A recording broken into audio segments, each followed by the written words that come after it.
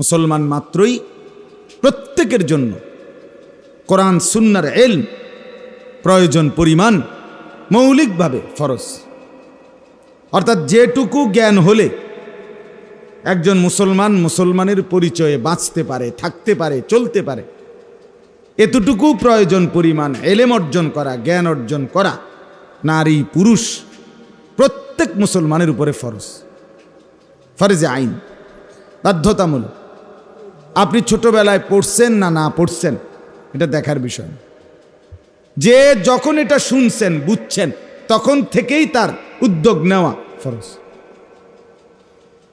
হযরত আবু বকর সিদ্দিক রাদিয়াল্লাহু তাআলা আনহু তিনি যখন ইসলাম গ্রহণ করেছেন, কালেমা পড়ছেন নবীজির হাতে, তখন ওনার বয়স হলো 38 বছর। তাইলে উনি কোরআন শরীফ শুদ্ধ করছে, অজু নামাজ শুরু করছে যখন ওনার বয়স ছিল 12 বছর। এই সময় কথা বলেন না, উনি মুসলমানই তো হয়েছে কখন? তো আগে করতে আইব, আগে আগে আসবে কোত্থেকে বলে? তাহলে উনি দিন শিখছে, দিন মানছে, বুঝছে কখন থেকে? এরপর থেকে।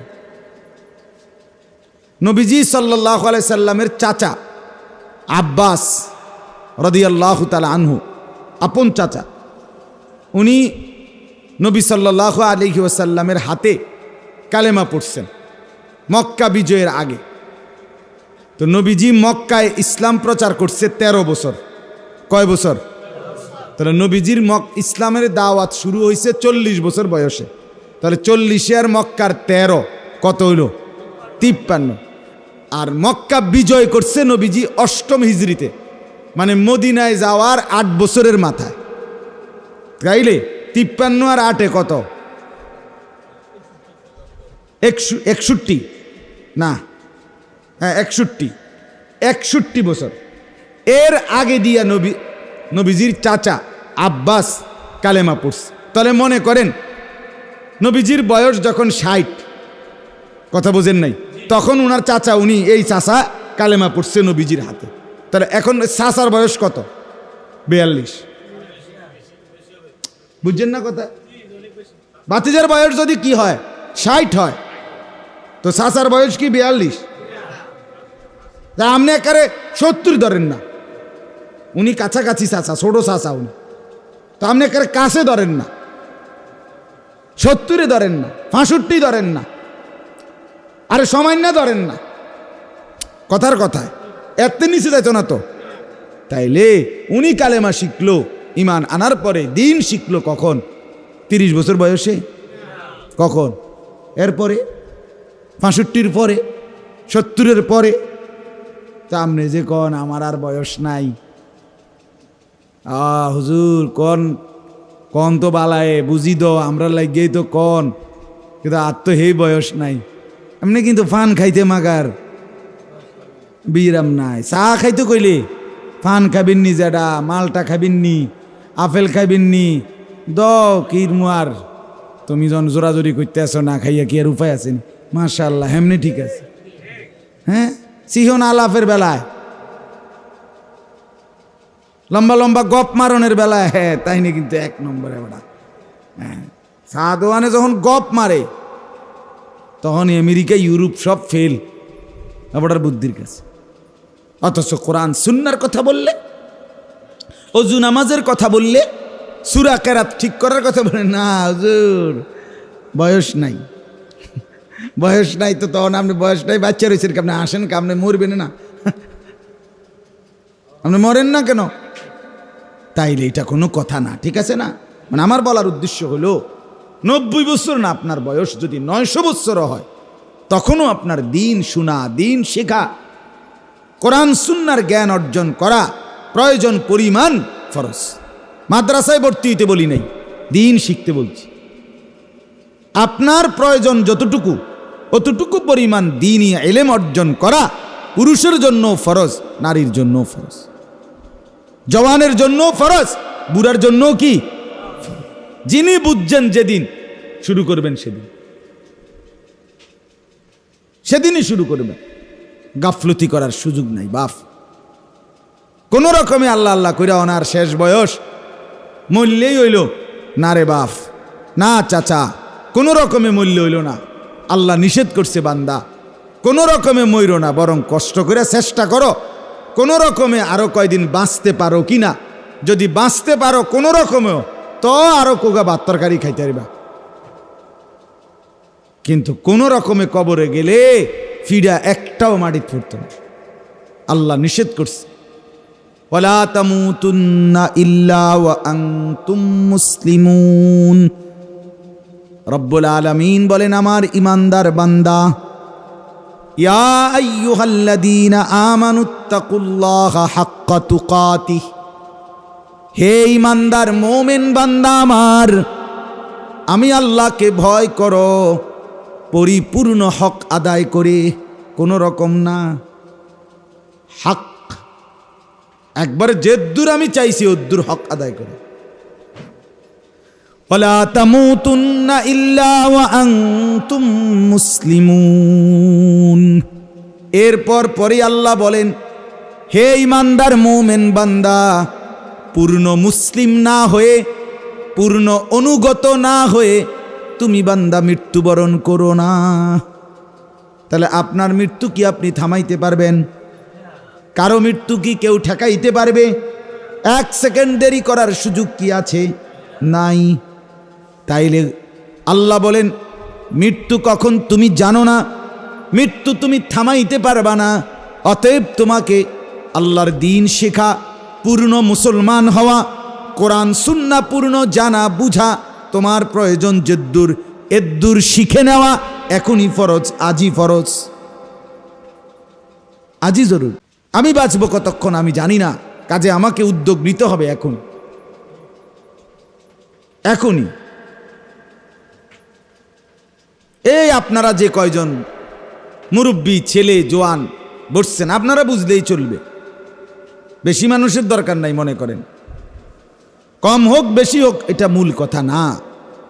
মনোযোগী বান্দা একজন শুনলেও লাভবান, আমিও লাভ আপনারও লাভ।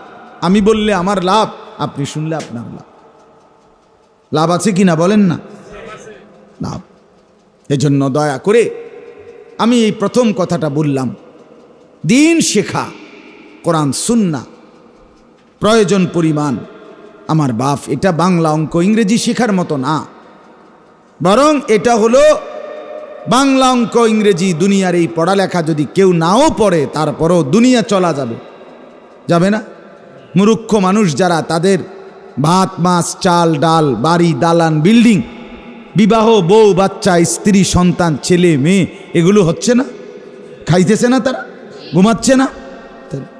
বুঝাই গেল দুনিয়ার এই পড়ালেখা না হলেও দুনিয়া চালাবে, কিন্তু কোরআন না শিখলে আল্লাহর কসম, কবর থেকে মৃত্যু থেকে চোখ বন্ধ করলে এরপরের এই অনন্তকালে এক কদমও সামনে বাড়া যাবে না, এক ইঞ্চিও না, এক সুতাও না। এটা আর 10টা বইয়ের লগে এটা একটা বই, এটা না, এটা একটা বই না, বুঝেন না? তোমার মোট ক্লাসে কয়টা সাবজেক্ট? 60টা। বাংলা, অঙ্ক, ইংরেজি, পদার্থ, জীববিজ্ঞান, এই মিল্লা, এটাও একটা সাবজেক্ট। কোরআন শরীফ এরম না বন্ধু, না রে বাপ, এটা একটা সাবজেক্ট না। এটা আমার মূল বিষয়, এটা আমার জিন্দিগি, এটাই আমার আখেরাত, এর মধ্যেই আমার কামিয়াবি, এর মধ্যেই আমার মুসলমানের জিন্দিগি, এর মধ্যেই আমার সফলতা, এর মধ্যেই আমার পরকালীন মুক্তি, আখেরাতের মুক্তি, জাহান্নাম থেকে মুক্তি, জান্নাতের প্রবেশ, আল্লাহর সন্তুষ্টি, রসুলের সন্তুষ্টি, সব এখানে, সব এখানে। এজন্য প্রত্যেক মহল্লায় মনে রাখবেন, মাদ্রাসাগুলো উম্মতের পাওয়ার হাউস, মুসলমানের সবচেয়ে গুরুত্বপূর্ণ কেন্দ্র, ঈমান আমল শিখার কেন্দ্র, ফরজ ইলম শিখার কেন্দ্র মাদ্রাসা। এজন্য প্রত্যেক মহল্লায়, ছোট হোক, বেড়ার ঘর, মাটির ঘর, টিনের ঘর, দালান কিংবা বিল্ডিং, যেখানেই মাদ্রাসা, ওই জায়গাটা মহল্লার সবচেয়ে উত্তম মুবারক জায়গা, মুবারক জায়গা। এটাকে কদর করা চাই, কদর করা চাই। আমি তো প্রায়ই বলি, যদি আমরা মুসলমান আজকে শতকরা 50% মুসলমানও শতকরা 50 ভাগ, মানে প্রতি 100 জনে 50 জন মুসলমানও যদি আখেরাতকে পুরা কলিজার ভিতরে লালন করত আর সিদ্ধান্ত নিত আমি প্রত্যেক কাজ ইসলাম সম্মত নবীর তরিকা মতো করব, তাইলে খোদার কসম আলেমদের চাইতে ব্যস্ত এই পৃথিবীতে আর কেউ হতো না।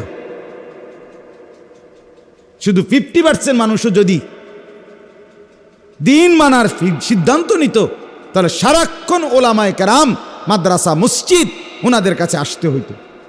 এটা কিভাবে হুজুর, ওইটা কিভাবে, এটা কি, ওটা কি, এ ব্যাপারে শরীয়তের মাসআলা কি। এখন ডাক্তাররা দেখেন না, মানুষ একদিন রুগী নিয়া, অসুস্থ ব্যক্তিকে সাথে নিয়া একদিনও সহ্য করতে চায় না মানুষ, ঠিকই না বলেন না কেন? একদিনও না, একদিনও না। যার ফলে যারা একটু ভালো ডাক্তার, সব ডাক্তার মহাব্যস্ত। মহার উর্ফি দিয়ে যদি কোনো শব্দ থাকে তো সেই ব্যস্ত। কেন? প্রতিটা ছোট বড়, রিক্সাওয়ালা, ঠেলাওয়ালা, কুলিওয়ালা, দিন মজুর, রাজপ্রাসাদে যিনি থাকে, মাটির ঘরে যিনি থাকে, কুড়ের ঘরে যিনি থাকে, উনি মনে করে রোগ নিয়ে অবহেলা করা যাবে না, রোগ নিয়ে খামখেয়ালি করা যাবে না। হ্যাঁ, জমি বেচা হোক, টাকা হাওলাত করে হোক, ঋণ করে হোক, আগে কি দেখাও? ডাক্তার দেখাও, অবহেলা করো না।